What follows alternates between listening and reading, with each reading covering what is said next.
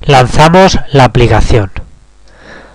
Vamos a comprobar las bases de datos en las que ya hemos metido las actividades y los usuarios para ahorrar tiempo, pero no hemos creado las páginas aún.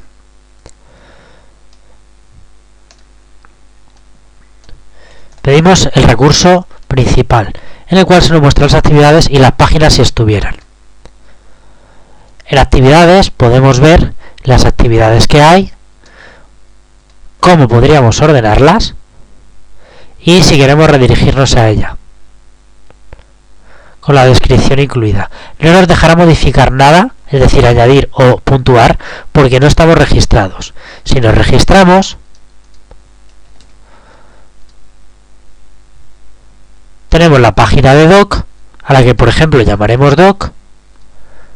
Y que también podemos cambiarle el CSS, por ejemplo. ¿Ves? Nos lo cambia.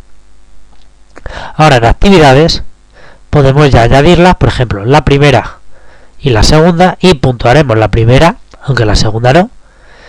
Y si vamos a nuestra página, vemos que están añadidas, y en la página en concreto podemos seguirla cambiando, la puntuación y que están añadidas. Ahora, si nos deslogueamos y nos logueamos como Marty, nos redirige a nuestra página.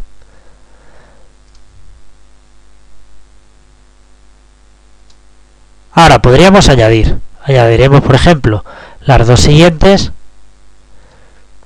y puntuaremos la primera. Si nos venimos a nuestra página ahora ya creada, tendríamos las dos que hemos añadido y podríamos ver la de doc, aunque no modificarla. En la ayuda veríamos todo lo que se nos muestra